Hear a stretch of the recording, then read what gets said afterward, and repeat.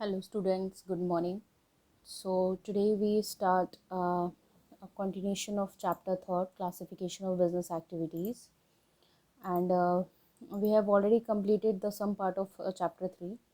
And dear students, I've already downloaded the link of PDF of chapter 2 notes. तो आप last वाला जो video है चैप्टर 2 का, उसमें पार्ट 3 में आप PDF का डाउनलोड लिंक जो है उससे डाउनलोड कर सकते हैं। आपके नोट्स जितने भी हैं, जो भी क्वेश्चंस पूछे गए हैं, कैसे आंसर्स लिखने चाहिए, जितना चीज़ें इंपॉर्टेंट है वो सब कुछ मैंने जो है उस PDF में आपको दिया हुआ है। Okay, so let's discuss. We have completed the role of business in India. Okay, till point 4, mobilization of local resources. Okay, so today we are going to start from the exchange earnings.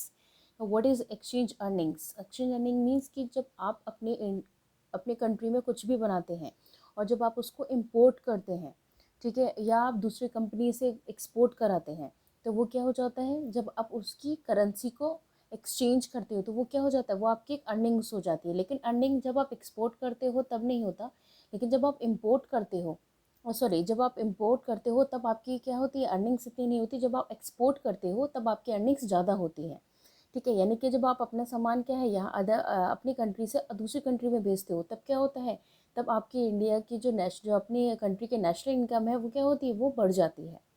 Okay,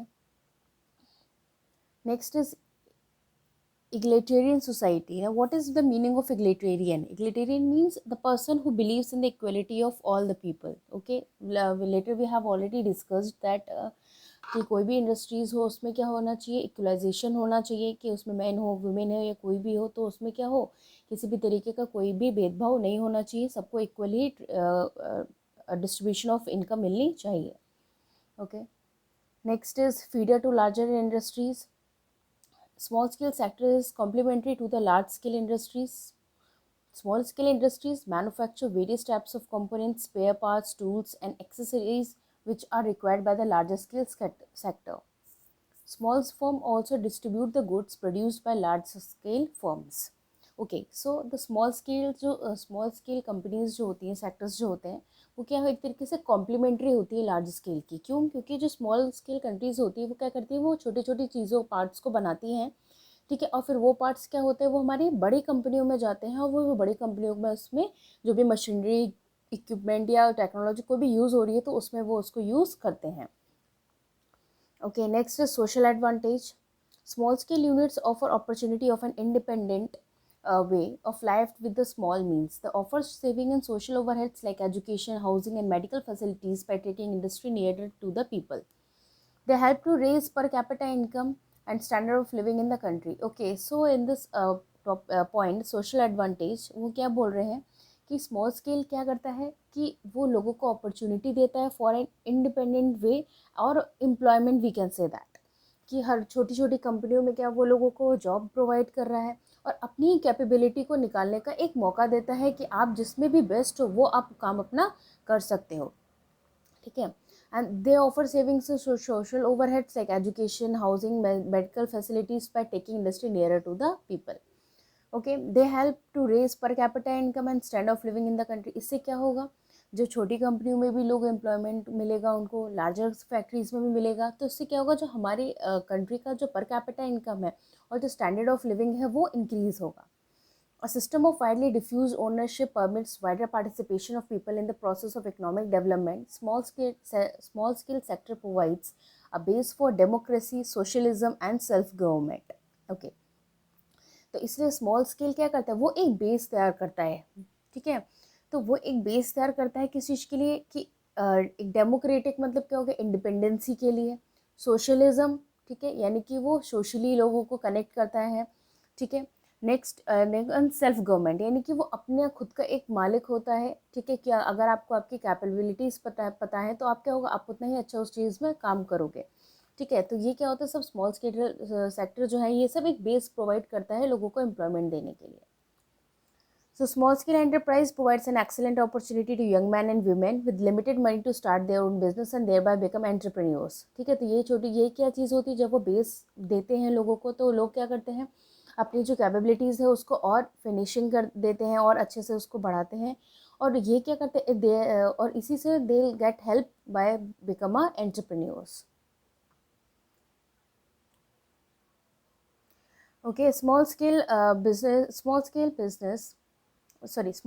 and entrepreneurship are concomitant to each other. They are virtually as many entrepreneurs as the number of small scale enterprises. Small business serves as the seedbed of entrepreneurships in the following ways. Small business requires less capital investment and therefore people with limited money can start their own business. Small business में क्या होता है, आपकी capital कम लगती है, लोगों को सीखने के लिए ज़्यादा मिलता है, और क्या कर सकते हैं, एक कम अमाउंट और कम कैपिटल के साथ आप उस बिज़नेस को स्टार्ट अपना कर सकते हो। Small business can be started anywhere in events in own residence, आप उसको अपने घर से भी स्टार्ट कर सकते हो। Okay, for example like online classes, ठीक है, अभी हम पहले पढ़ते थे किसी के अंडर में, अब धीरे धीरे हमने क्या किया, हमने सोचा कि हम ही पढ़ाना स्टार्ट करते हैं, तो ये क्या है, ये एक तरीके का बिजनेस ही है, ठीक है, कि मैं आपको एजुकेशन दे रही हूँ घर बैठे बैठे, आप भी अपना कोचिंग ना जाने की बजाय आप घर पे पढ़ रहे हैं, तो ये क्या हो गया, we can start business anywhere even in own residence. The risk involve in small business is less, yes, क्योंकि जब आप कैपिटल कम लगाते हो, ठीक है, तो क्या होगा, आपको रिस्क का भी क्या होगा, जो बिजनेस में वो रिस्क भी कम होगा। Small business requires little training and technical skills, yes, ठीक है, स्मॉल बिजनेस में क्या होता है, उनको ट्रेनिंग अच्छे से चाहिए होती है कि वो अपनी उस लिमिटेड कैपिटल में भी अपने उस प्रोडक्ट को कैसे अच्छा बनाए। Okay, next is small firms can do job work for large firms. वो क्या है, वो हम जो स्मॉल फर्म्स अभी बताया था कि वो छोटे छोटे स्पेयर पार्ट्स इक्विपमेंट के बनाती हैं और फिर वो हमारी लार्ज कंपनीज में जाते हैं। Okay, small business can succeed with traditional skills and the local resources. Okay, so here the topic is complete and ये सब आप इसको एक बार पढ़ लीजिएगा, ये सब वही है जो भी हम लोगों ने डिस्कस किया था। Okay, so students, now come to the next topic, that commerce and its nature. Okay, now what is commerce? As underlined, commerce refers to all those activities which are necessary for bringing goods from the place of production to the place of their consumption.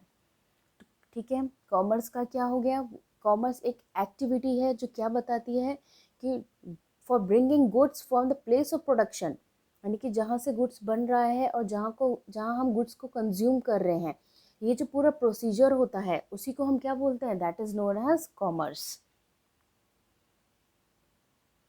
Okay, so here the characteristics, कभी कभी 1 marks में commerce की definition आ जाती है and characteristics of 2 और 3 marks, ज़्यादा की नहीं आते। Okay, the first is economic activity. I think this is very very clear topic, what is economic activity, कि उनका मेन पर्पस क्या होता है, of earning profit. Exchange of goods and services, yes, commerce क्या करता है, एक्सचेंज, कॉमर्स मीन्स क्या होगा, अभी बताया, जो पूरे प्रोसेस को इन्वॉल्व करती है, that is exchange and distribution of goods and services from one place to the another. Okay, it may be purchased or produced for sale. Commerce compromises both trade and aids to trade. ये trade and aids to trade क्या है, ये भी आपको इस chapter में आगे पता चलेगा, हम इसको थोड़ा सा एक्सप्लेन अच्छे से एक्सप्लेनेशन के साथ पढ़ेंगे।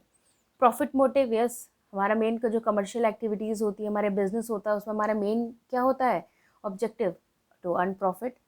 Regularity of transaction, an isolated transaction does not imply commerce. For example, if a person sells his typewriter, it is not commerce. Yes, यानी कि अगर आप किसी चीज़ को, कोई भी प्रोडक्ट को आप डेली बना के उसको डेली बेसिस पे बेच रहे हैं, that is called commerce.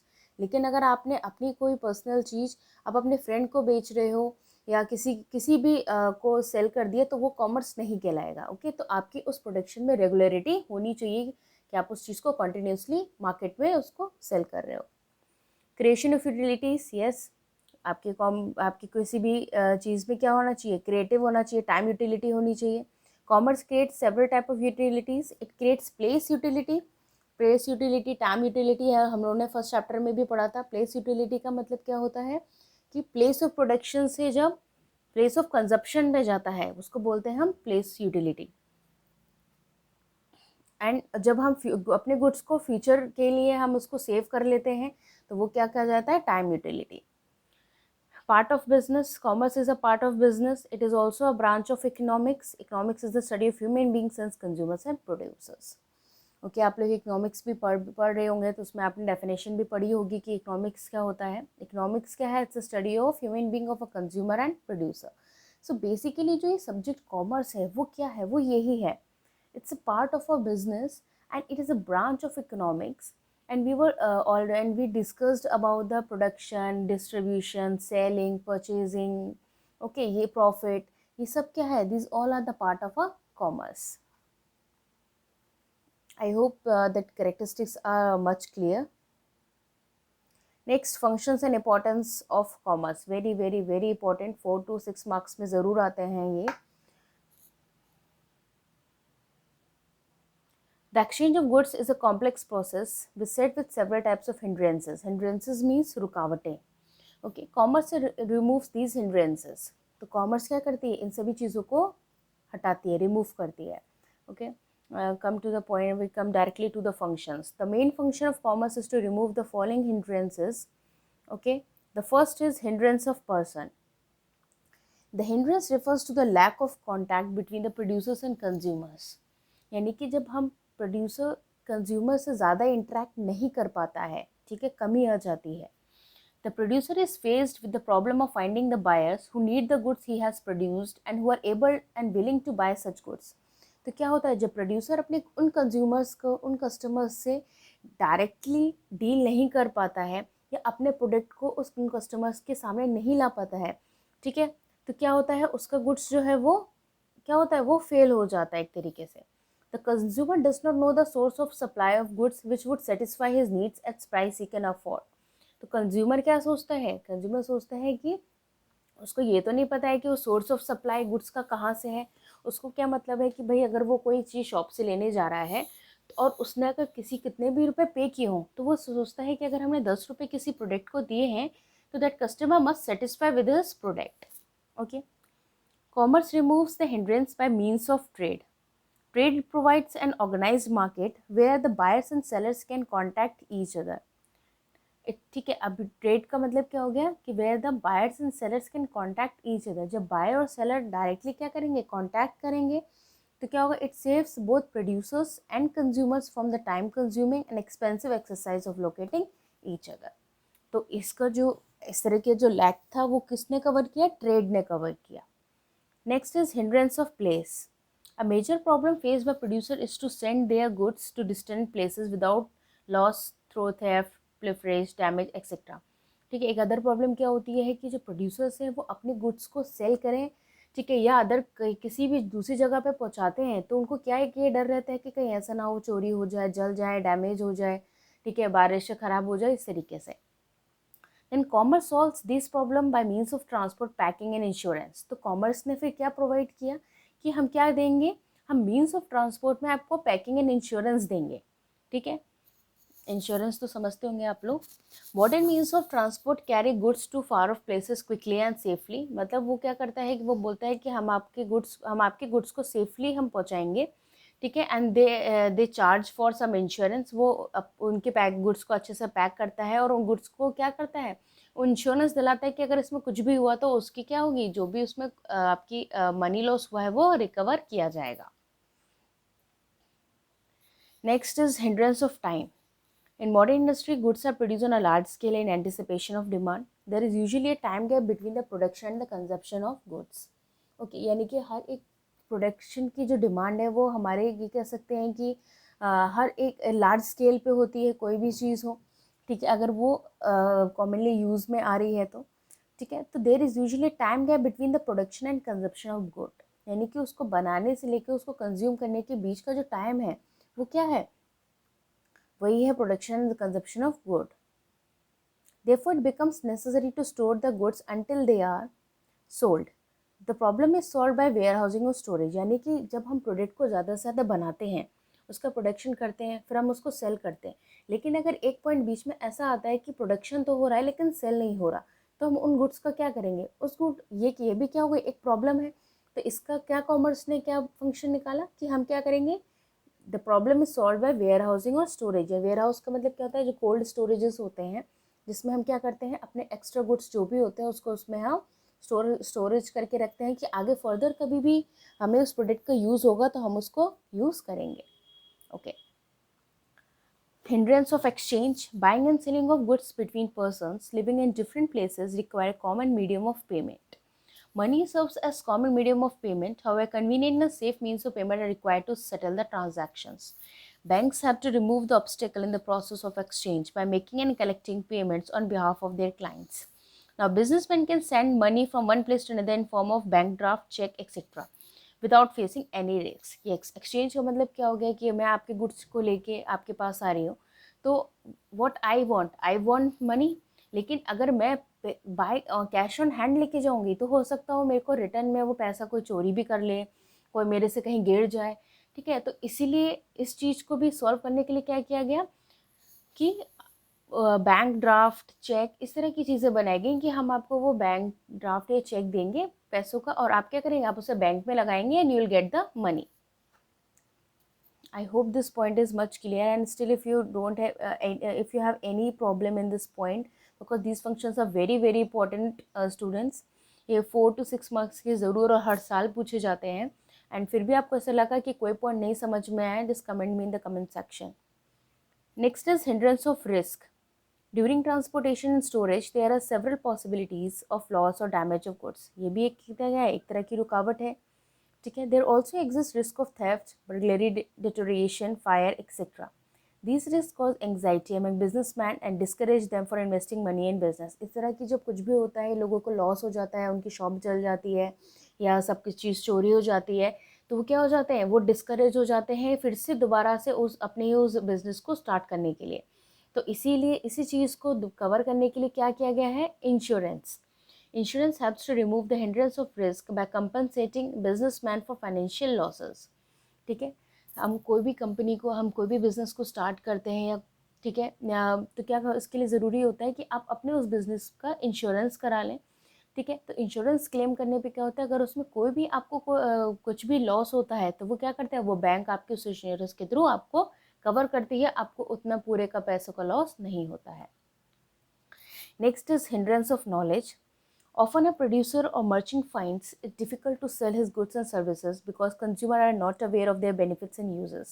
Yes, ठीक है, जो प्रोड्यूसर्स होते हैं उनको क्या है, उनको एक डर लगता है कि अगर वो अपने प्रोडक्ट को मार्केट में लाएंगे, कोई नया प्रोडक्ट, तो वो ये सोचते हैं कि क्या पता कंज्यूमर जो है वो उसका यूज़ सही से कर पाएगा नहीं, he is aware of its benefits और लॉसेज और समथिंग एल्स, उसको क्या उस प्रोडक्ट की पूरी नॉलेज है या नहीं. Advertising and sale promotion remove the hindrance. तो इस चीज़ को कवर किसने किया, एडवर्टाइजिंग ने. अगर हम किसी भी प्रोडक्ट को अच्छे से एडवर्टाइज करेंगे, उसको सेल प्रमोशन करेंगे, तो क्या होगा, इस तरह की जो भी हिंड्रेंसेस हैं और कंज्यूमर्स के मन में कोई भी उस प्रोडक्ट को लेके कोई भी इशू है, तो वो क्या हो जाएगा, वो कवर हो जाएगा. ओके, तो एक बार आप इसको अच्छे से पढ़ लीजिएगा, एंड फिर भी कोई डाउट होता है मुझे बताइएगा. Okay class, so this is for all today, and so tomorrow class we will start from the branches of commerce. And don't forget to like and subscribe my channel, and please forward to the other students as well. Thank you.